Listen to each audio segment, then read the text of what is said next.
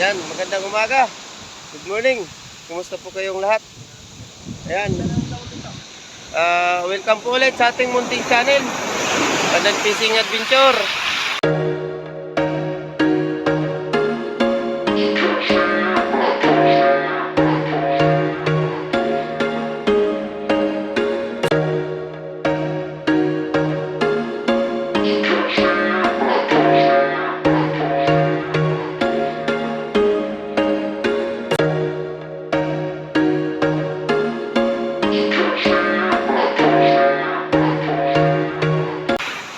Napakalakas guys ng dagat. Ayan o. Hindi kaya magkate. So mag-aantay na naman kami. Ayan, mag-aantay na naman kami ng ng 2 araw kasi sabi ni Utol 2 araw daw ito na lakas. Pero hindi pa kayo makakapaglaot sa malayo kasi malakas pa rin ang hangin. Yung kay Kuya Mike na bangka para nang rin. Pero hindi naman din yan kasi nakatali naman yan. Yung bangka na ginagamit namin, ayan, tinaas na. Ito naman yung kay Utolaw, yung may kulay orange sa gitna. Ito naman yung kay Utol, Inggoy. Ayan. Pagka umaalon hanggang dito, yung alon, kaya tinaas na namin yan. Kay Kuya Mike, hindi pa nakataas. Ayan, napakalakas ng ang lalaki ng alon dito sa may sa may daungan, ayan oh. Logi na naman ang natin ito. 2 araw akong nagkate, puro logi. Yung isang araw, 2 piraso lang pang ulam. Tapos kahapon, totally buklo talaga tayo, mga ka-fishing, kasi yung nagawa nating lure parang hindi kakainin. Kaya umuwi na ako. Umuwi ako kahapon siguro alas 10 ng magtatanghali. Pero wala tayong huli. Nagpasya na lang akong umuwi kasi wala naman akong nahuhuli. Si Utolaw naka 10 piraso. Tapos si Utolinggoy naka 8 ata. 2 kulambutan daw na malaki. Hindi, siyam. Kasi 7 pugita daw. Ayan. Tatas na yung bangka ni Kuya Mike. Nandun na sila. Ito ang mahirap dito.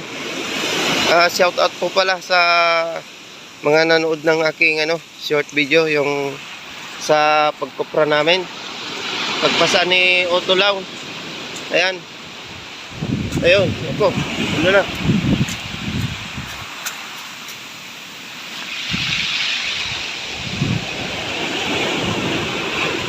Sino yan? Ayan, tulong muna tayo guys. Mabigat-bigat kasi itong bangka ni Kuya Mike. Una ako nakabugkos. Una akong nakabugkos Kuya Mike. Ha? Rat. Wait lang.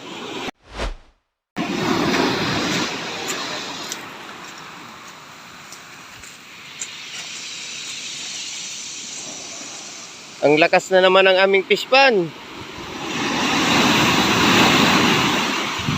Yan, ang lalaki ng ng alon. Ayun, sayang yung na yan, isang bangka na yan Pinataob na ng alon. Pero yan ay hindi naman yan ginagamit. Kasi yan, full repair na sana yan, kaso ayan hindi nakaayos kaya pinataob ng alon.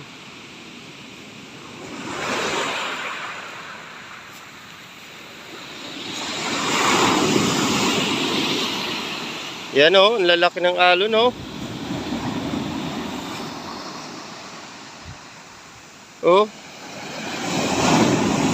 lunod ang lunod ang aming bangkang maliit dyan pagka ganyang kalaki. Pag dadaong ka dyan, lunod talaga. Kaya hindi kayang lumusong. Tapos sa laot napaka Napakalakas ng ulan sa laot. Ayan o. Hindi. Tayo na sa lawod. Ninyo, kung ba kayo nagari, ni Sulong Ardaw? Mayroon pa pala sa laot. Sino pa yung kasarabayan ninyo?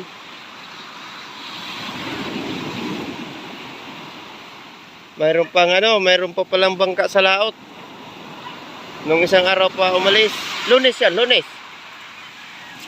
Lunes yata. Also, Lunes, kasi ba kami natapos? Pagkupra. Tapos pag kayo nagtura-tura na ko. Tapos naghari yun. Dahon at na ba kukumin laba? Oo. Nung Lunes sila umalis.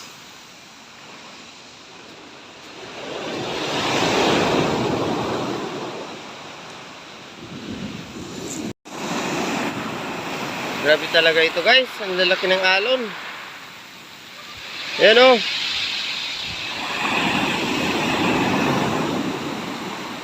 Kahit medyo malakas-lakas sana sa baba, basta dito sa lulusungan ay hindi ganito kalaki ang alon, kaya sana ito.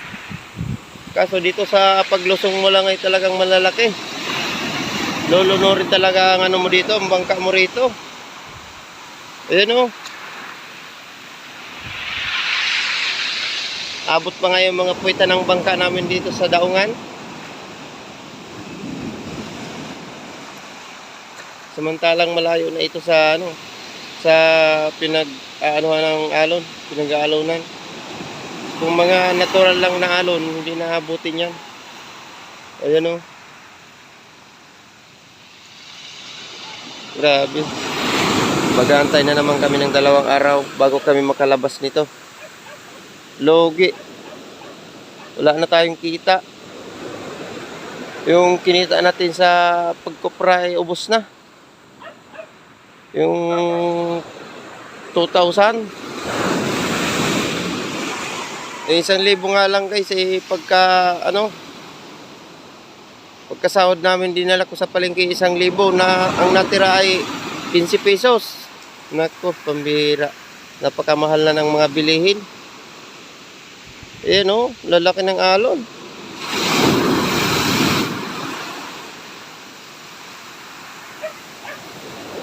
Oh.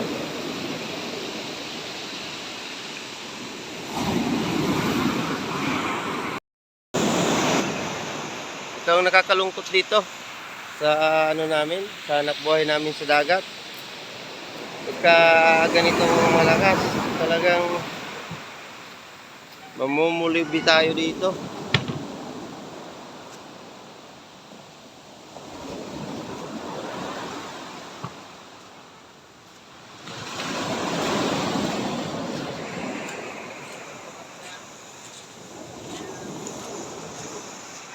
Ayan, bangka. Kaya? Kaya? Eh?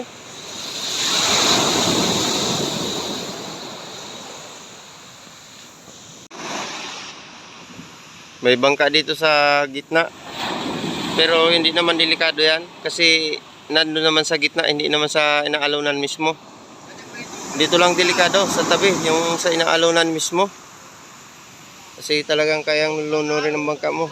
Doon sa kabila, mayroon isang bangka doon, nakabalagbag na. Tara, kaya tayo sa dito sa seawall. Tapos isum natin, tingnan natin kung aabutin.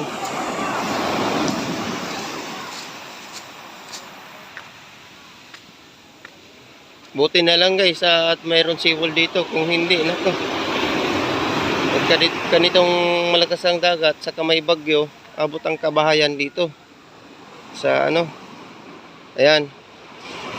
Malaking talaga ito, malaking tulong talaga itong na to, seawall na ito. Ayun yung bangka doon. Ayun sa may ilaw. Yan, tingnan natin kung aabutin. Ayun o. Ayun, sa pangalawang bangka, nakabalagbag na.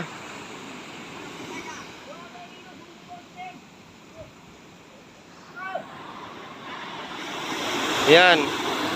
Kita nyo pa ba yan?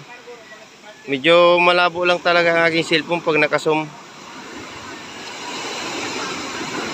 Yun, nakabalagbag na. Kailangan ng asikasuhin ng ano yan. Nabisita naman na siguro yan ng ano, ng gumagamit. Si Otolaw, dala-dalang gamit.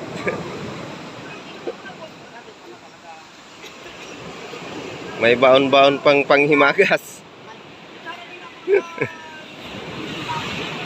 Hindi ako nagdala ng gamit guys, at binisita ko muna talaga yung ano, yung sitwasyon ng ano, dagat. Kasi rinig na rinig doon sa ano, sa bahay ko yung ano, sa tinitirahan ko yung alon. Kaya sabi ko, bisitahin ko muna kung kaya. Pero kita nyo naman, ang lalaki ng alon, no? Dito pa lang sa daungan talaga, lubog ang bangka. Ano? Ang lalaki. Siguro mga nasa ano to, 5 to 6 feet siguro. Wala kasi tayong pangsukat. Sa susunod ng vlog ko guys, magdadala na akong pangsukat para masukat ko yung alon. Kuha na tinapay mo dyan boy, tabi mirindalan ta na sana. Mano. Aba, pagunas, taub-taub po man.